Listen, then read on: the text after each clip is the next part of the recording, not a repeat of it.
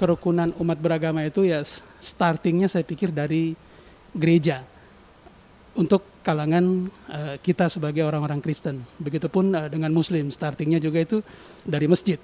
Maksudnya pembinaan-pembinaan itu kalau turun ke warga pasti, karena Indonesia dengan jumlah penduduk ini sangat agamis, Pak. Mendengarkan apa kata ulama kalau di Muslim, mendengarkan apa kata pendetanya kalau di Kristen. Nah, saya mau tahu sejauh mana peran gereja ini, Pak, membina jemaatnya untuk tidak terlibat dalam urusan-urusan yang sifatnya provokatif untuk saling bermusuhan satu dengan yang lain. Itu pertama. Muatan pembinaan gerejawi banyak soal kasih-kasih, tapi bukan kasih hanya untuk mau mengarahkan sorga begitu ya, tapi ini membangun kehidupan bersama yang hidup rukun, hidup damai, hidup adil. Inilah yang bisa diarahkan oleh gereja dengan program-program pembinaan warga gereja ataupun usaha-usaha program gerakan-gerakan kesetiakawanan yang dilakukan.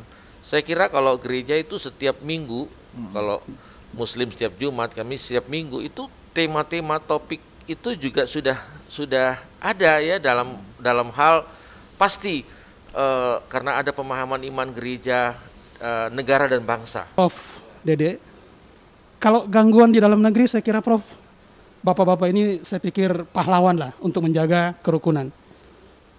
Pertanyaan saya secara global ini Pak, gangguan dari luar ini yang luar biasa Pak, kita rasakan sekarang. Kalau dulu kita ribut soal ISIS, sekarang isu-isu Taliban. Nah, bagaimana Pak memfilter ini dari dalam negeri?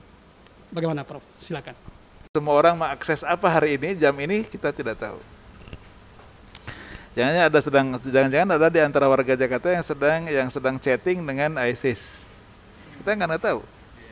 Jangan-jangan ada warga Jakarta yang sedang chatting dengan Taliban. Kita nggak tahu juga. Dan sekarang di kota Jakarta hari ini ada 5.000 pengungsi Afghanistan. 5.000 hari ini. Kalau virus gampang divaksin.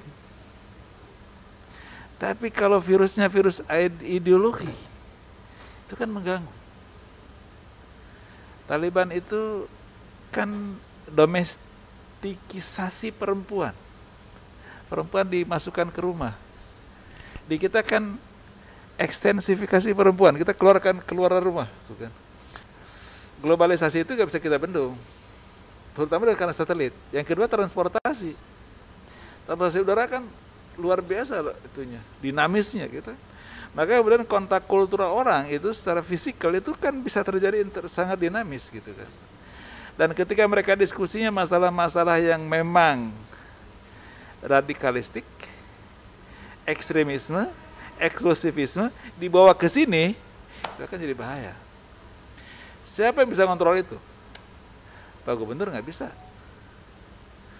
Kesbangpol sama FKB nggak bisa gitu. Gubernur, Kesbangpol, FKB hanya bisa meregulasi, memfasilitasi gitu.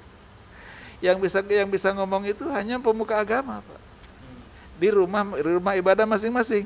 Pak pendeta di gereja, Pak kiai di masjid. Kenapa? Karena mereka ke masjid. Minimal setiap Jumat. Karena mereka ke gereja minimal setiap minggu. Sampaikan pada mereka gitu. Sampai kepada mereka. Jadi karena mereka pasti ke masjid kan, pasti orang Muslim pasti Jumatan. Kristen pasti dia kebaktian. Katolik pasti dia misa. Itu kan semua pasti datang gitu loh. Maka yang bisa ngomong itulah pendeta, promo sama kiai.